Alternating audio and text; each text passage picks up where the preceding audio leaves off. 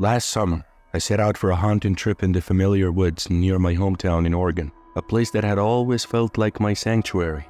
Every weekend, I would head out with my rifle, seeking the tranquil escape that only nature could provide.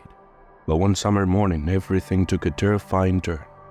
I ventured into the forest just as the first light of dawn began to creep over the horizon. The woods were alive, with the usual symphony of chirping birds and rustling leaves, promising a perfect day for hunting. But as I moved deeper into the forest, something strange happened. The sound of nature abruptly ceased, leaving behind an eerie silence that made my skin crawl. Ignoring the creeping sense of dread, I pressed on, but the fog began to thicken around me, swallowing up the forest. Visibility dwindled to mere feet, and panic started to gnaw at me. Despite my experience, this oppressive fog was unsettling. Then, through the murkiness, I spotted something that made my heart race. A dilapidated cabin appearing like a relic from a horror movie. With trepidation, I approached the cabin, my footsteps muffled by the thick fog.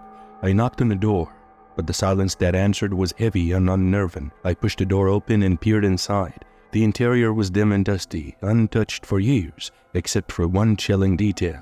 A hunting rifle identical to mine, propped against the wall. A wave of fear surged through me. Whose rifle was that? And where exactly its owner? I stumbled back into the fog, my mind a whirlwind of panic and confusion. No matter which direction I took, the force seemed to conspire against me, leading me in circles. Hours dragged on, and exhaustion set in. Just when I felt I couldn't go any further, I spotted a figure in the distance, a man standing in a clearing. Relief surged through me as I staggered toward him. "Please, help me, I'm lost," I called out to him as my voice was trembling. But as I got closer, the man's face twisted into a grotesque grin, his eyes hollow and devoid of life. Before I could react, he lunged at me, his hands clawing at my throat. I fought back with all my strength, but it felt like I was battling a demon. Despair nearly overwhelmed me when I heard a voice calling my name through the haze of fear.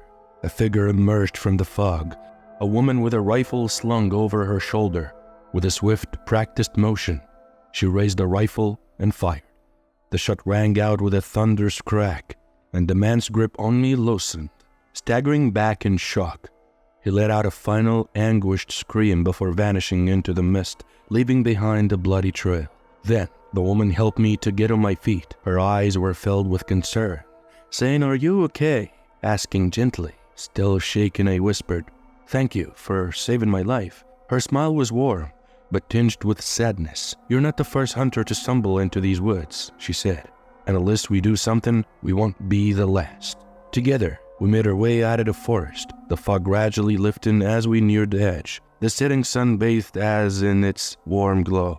But even as we left the woods behind, I couldn't shake the feeling that something dark and sinister still lurked within.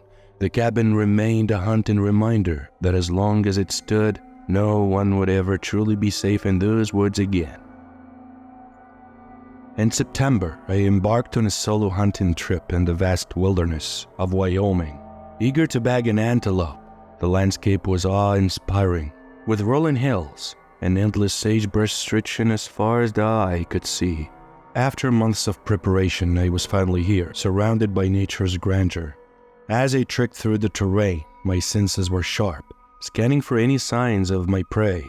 The sun blazed overhead, casting a golden hue over the land. I had been hiking for hours, my canteen nearly empty, but my determination drove me forward.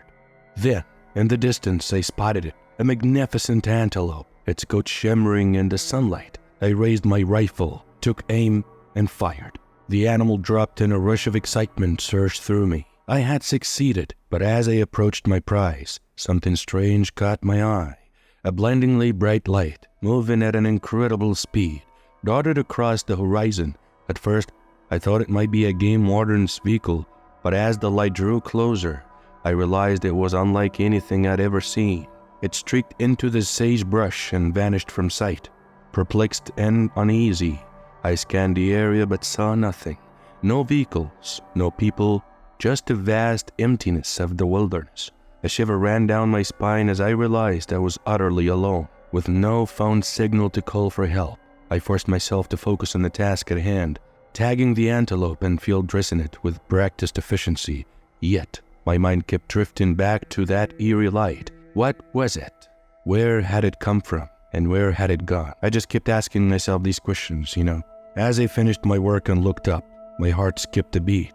The light had reappeared, speeding away from me with a fluid grace that defied explanation. I watched in stunned silence as it vanished into the distance, leaving me with a deep sense of unease. I felt as though I was being watched, and the oppressive silence of the wilderness amplified my fear. I hastily gathered my gear and began the trek back to my truck. My senses heightened and my pulse racing.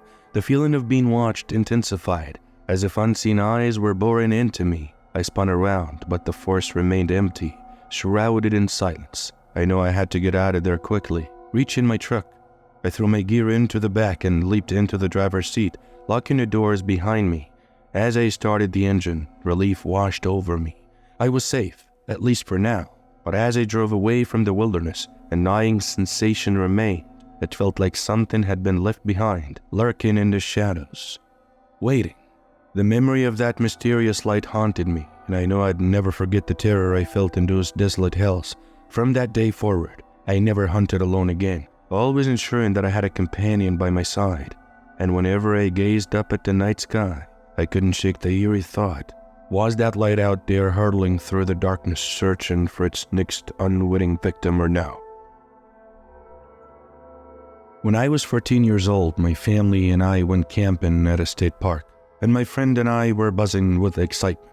We envisioned days of exploring the woods and nights spent swamping spooky stories and around the campfire. Little did we know, our adventure would soon take a chilling turn. After setting up our tents, my friend and I decided to embark on one of our 4 favorite activities, a night walk through the woods. We called it the walk, and it usually involved navigating the darkened forest with just our flashlights. This night, however, we ventured farther than usual. The trees seemed to stretch higher, and the shadows grew more menacing. Strange noises, twigs snapping and leaves rustling, drifted through the air, but we dismissed them as normal forest sounds. Suddenly we began to hear whispering. It was faint at first, but it grew much louder and more insistent over the time, coming from all directions. We swung our flashlights around, searching for the source, but saw nothing. Despite our growing unease, we pressed on. The whispering escalated, becoming more urgent. Then, out of the darkness, we saw her. A woman crawling on the first floor, her dark clothes merged with the shadows, and she whispered incoherently. Her voice was a disturbing murmur that barely reached our ears. We froze. Our flashlights trained on her as she looked up. Her eyes locked onto ours, and she struggled to her feet, mumbling, saying, "I'm looking for my campsite." Her slurred speech and erratic behavior unsettled us, but we decided to help her find her way back. As we guided her through the woods, she stumbled and swayed, her words barely coherent. When we finally reached her campsite, her friends were no more to be found. They had left her behind without realizing she was missing. We helped her into her tent, feeling a mix of relief and lingering discomfort. The next day, she was at the campfire again, her eyes hollow and her skin unnaturally pale.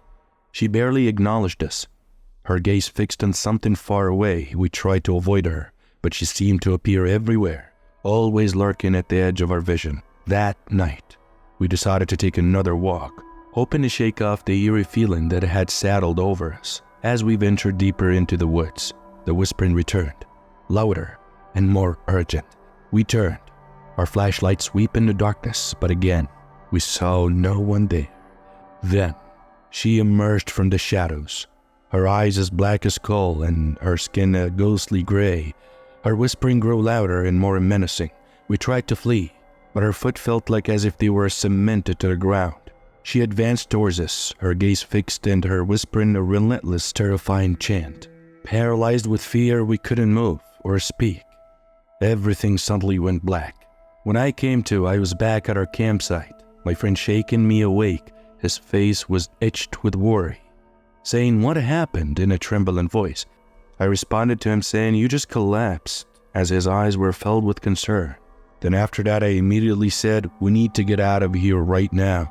We hurriedly packed our gear and fled the campsite, never looking back. The events of that night were never spoken of again, but the memory of that whispering woman lingered, haunting my dreams and making me wonder about the true nature of the darkness that prowled those woods.